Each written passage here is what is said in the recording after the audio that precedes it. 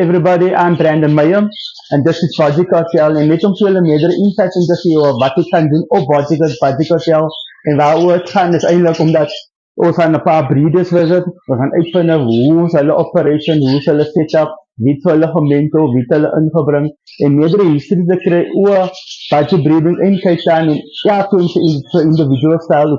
So ja, het gaan 'n lekker tyd is. Ek het vir Cartel Munjir on the lineup, ek het vir Crystal Daniels baie soon ook en especially Daniels, ek is baie impressed met Daniels met die Chris Budgies en 5 to 6 year project. So ek is niet in die game as self en baie excited om te leer te hoor wat gaan aan en hoe doen ons dit hier in die Kaap. So almal goed, julle is reg vir Budget Cartel. Yo, so everybody, this Kevin, een van my favorite budgets. En die oudste, ek het 'n promo saam met hom vir julle wat daar is in die Western Province groep. Die oudste is Kevin, hy hou van niks van die ene in my hoofie. Nie een van hulle nie. Maar die een wat hy van hou nie van hom.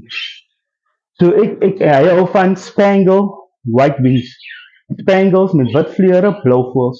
Van nou wil ek weet by julle moenie vir Kevin nog 'n Spangle kry.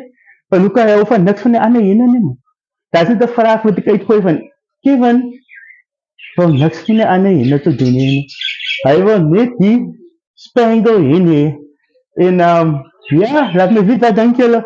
Moenie vir Kevin as jy besluit om nog 'n Spangle te soek. Wat in blou ene of wat moet ek doen? Laat my weet in die budget groep. In die comments en sê vir my wat ek moet doen. Maar mense baie dankie. Van my en Kevin af. Dit is Budget Cartel.